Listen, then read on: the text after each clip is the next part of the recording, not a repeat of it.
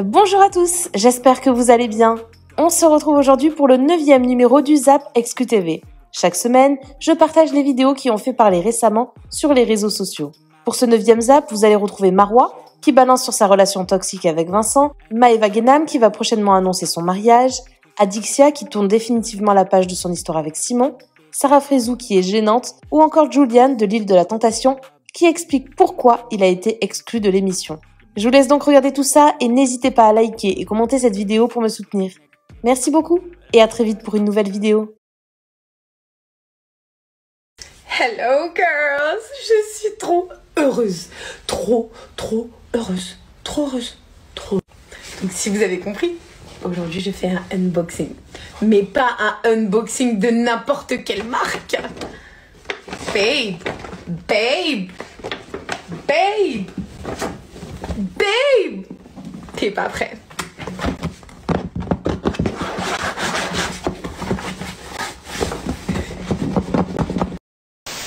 Maeva Guénam va se marier. Maeva nous a expliqué en story qu'elle avait un secret et qu'elle allait nous l'annoncer très prochainement après le Ramadan. Pour elle, il est extrêmement dur de pouvoir garder ce secret pour elle. Et elle explique également que si sa maman est à Dubaï, ce n'était pas pour rien. Écoutez. J'ai un secret. Voilà, là ça fait un moment que je vous cache quelque chose et je vais bientôt vous l'annoncer.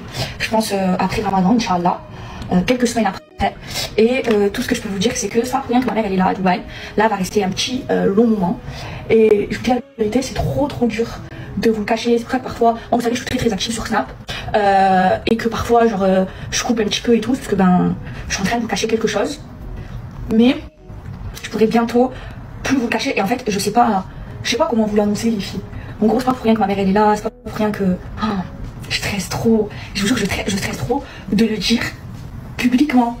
Dernièrement, lors de la Saint-Valentin pour sa campagne publicitaire Snap, on a aperçu un homme qu'elle avait flouté très proche d'elle. Les gens commençaient déjà à voir le truc arriver. Il est où l'intérêt de mettre un mec dans la vidéo pour le flouter? C'est son mec sur la vidéo, il veut pas être sur les réseaux.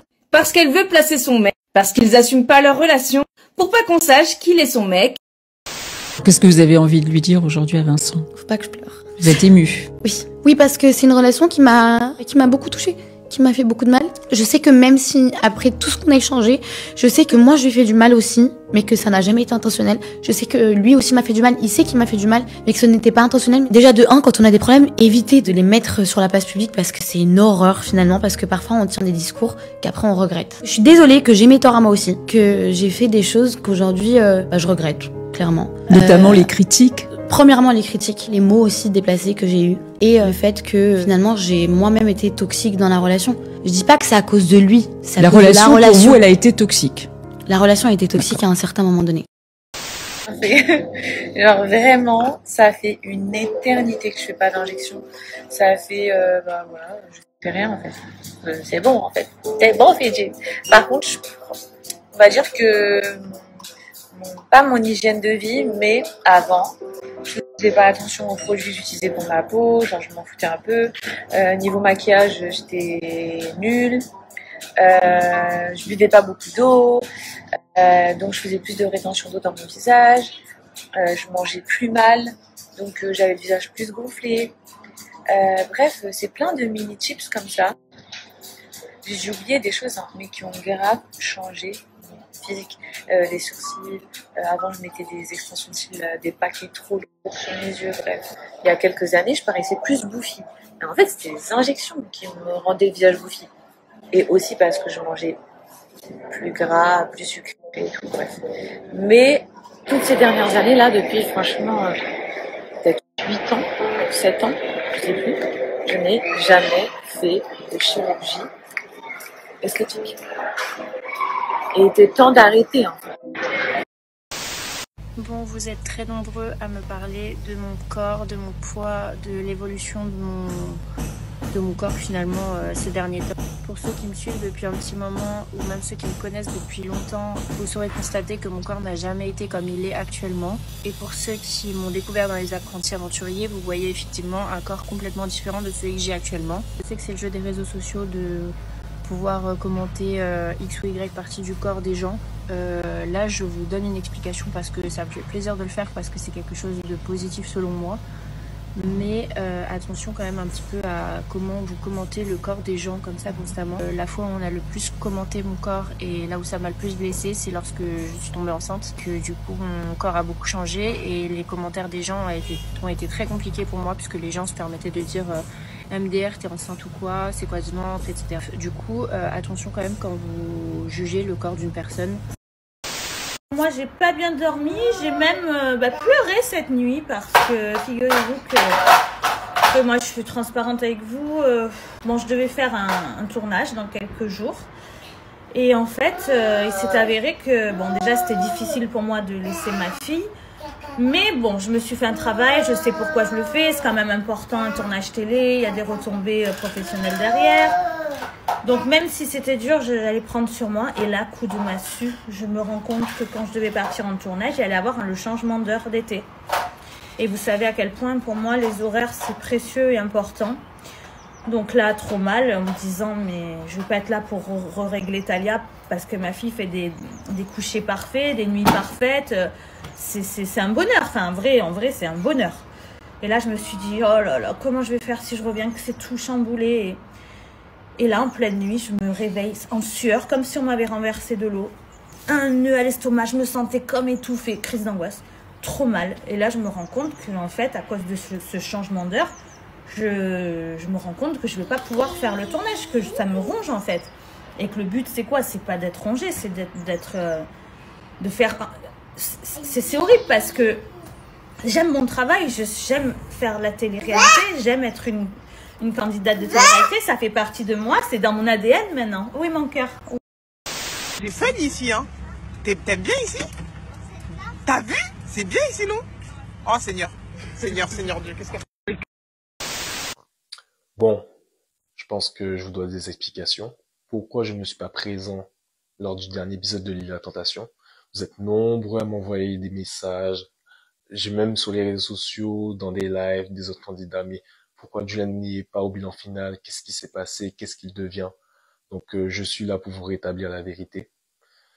Effectivement, j'ai été exclu du bilan final selon un article par rapport à mon mauvais comportement sur les réseaux sociaux, c'est-à-dire le fait que j'ai pu dire que je n'étais pas en accord avec le montage de la production, que ma confrontation a été refusée, ou encore mes divers échanges avec Corey sur les réseaux sociaux. Moi, je pense surtout que c'est par rapport au fait que je suis quelqu'un quand même d'assez honnête. Je ne passe pas par 4 chemins. Le monde des réseaux sociaux, de la télé, c'est tout nouveau pour moi. Quand je ne suis pas d'accord avec quelque chose, je le dis, que ça plaise ou non. Certes, on signe des clauses de confidentialité, il y a une certaine éthique à avoir, un certain professionnalisme, mais il ne faut pas oublier qu'avant tout, nous sommes des humains. C'est-à-dire que j'ai le droit de m'exprimer. C'est pour ça que je trouve ça en fait inacceptable, cette censure, je la trouve inacceptable. J'avais quand même le droit de vous faire un compte rendu de ce que j'en ai appris de cette expérience. Il semblerait que ça soit quand même un truc qui continue à tourner. Maintenant, je vais vous dire mon petit dos. C'est trop excitant ça. Mais il va me nuire ce petit dos. Il va me nuire. J'ai fait demander à Adil par une personne qu'il connaît bien si il sortait avec Luana. Pas maintenant, je l'ai fait il y a 2-3 semaines. Et il aurait répondu qu'il n'était pas intéressé du tout. Il n'était pas intéressé du tout, que c'était juste comme ça pour s'amuser. Parce que lui, il avait besoin d'un peu plus de substance, quoi. Mais il semblerait que finalement, il soit revenu un peu sur sa première impression, puisqu'elle est toujours là. Il semblerait qu'il soit revenu un peu sur sa première impression. Peut-être qu'il a réussi à retirer la carapace, la première épaisseur pour découvrir toute la profondeur de Luana. Peut-être qu'il a réussi, peut-être qu'il a fini par peler l'écorce de Luana pour découvrir à quel point Luana pouvait être spirituelle, profonde, intense, intéressante, instruite. éduqué. Peut-être qu'avec le temps, il a découvert la Louana qu'aucun de nous ne connaît. Non, elle est gentille, moi je l'aime bien. Mais voilà, c'est quand même... je veux pas être méchant. Louana, moi ça me surprenait pas qu'ils disent ça. Parce que c'est quand même vachement de superficialité. Après peut-être que pareil, moi j'ai jamais été au-delà de l'écorce, j'en sais rien. Mon petit projet de vie que j'attendais avec impatience de vous dévoiler. Je suis à la fois contente, mais j'ai quand même un petit pincement au cœur parce que ici j'étais la première occupante. Je suis restée 3 ans et j'ai vécu de très très très belles choses dans cette maison. J'ai vraiment tout adoré, le lieu, enfin il y a vraiment tout. Enfin, en soi je suis pas très loin d'ici, enfin de là où j'habite.